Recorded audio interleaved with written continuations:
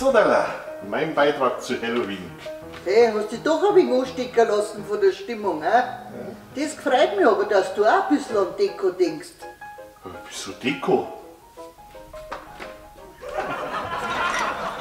Ich finde das einfach nur saupraktisch. Das hätte mich auch gewundert, wenn bei dir nicht irgendeine Sauferei dahinter stecken darf. Sagt's einmal, es für Helden, steht's doch so auf Halloween. Möcht's einmal was so richtig Gruseliges sehen? Ja, schon. Vielleicht für die Spannung. Bier ist auf. Was das Bier sein? Das kann das Bier sein, wenn du dir zum Lager hinterher ist. Was ist Halloween, da musst du was da.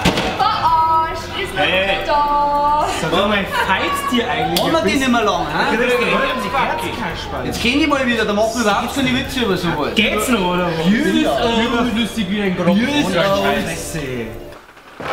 Hey, hast du das Abendessen schon hergekriegt? Was ist denn heute passiert? Nix Abendessen. Heute ist doch Halloween und da muss man vorbereitet sein. Für die Kinder. Ja, aber doch nicht mit Rollmops und Essiggurken. Das schaut ja aus wie ein Katerfrühstück. Ja, aber zu Halloween sagen doch die Kinder alle Süßes oder Saures. Da gibt's ja bei uns heute einmal was Saures. Ich geb dir gleich was Saures. Schau, dass das Kerbe wieder ausruckst mit den Süßigkeiten. Was für Kerbe? Auf den, was du mit deinem dicken Arsch fast drauf hockst.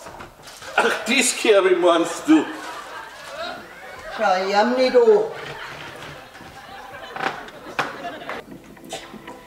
Jetzt habe ich mir echt so an mir gehen, dass ich daheim auch mal was zu Halloween beitrage.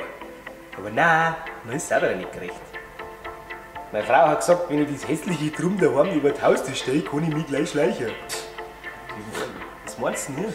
Das ist auf alle Fälle hochinteressant. Hat mich zuerst an Marc Chagall erinnert, aber auch ein bisschen an eine Mischung aus Dadaismus und ja, Surrealismus. Naja. Ja, ich sehe da eher ein bisschen einen Hauch von Dali, oder? Mich erinnert es eher an René Magritz, die philosophische Lampe. Jetzt Ja. war es sagt Ja, doch. Kann man sagen, kann man eigentlich, das ist. Ja. Klappt's das, ihr Deppen? Ich hätte die mit dem Ding über den Acker gejagt. Keine Ahnung von moderner Kunst. Total sauber gearbeitet. Extrovertierter Kürbis, wie ein Vogelstell. Expressionismus drin.